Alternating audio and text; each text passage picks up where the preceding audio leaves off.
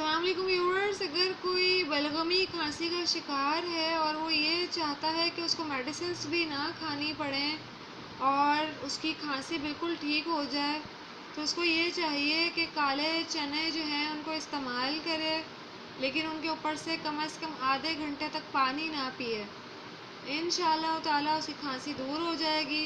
हर 2 घंटे बाद थोड़े थोड़े काले चने खाता रहे।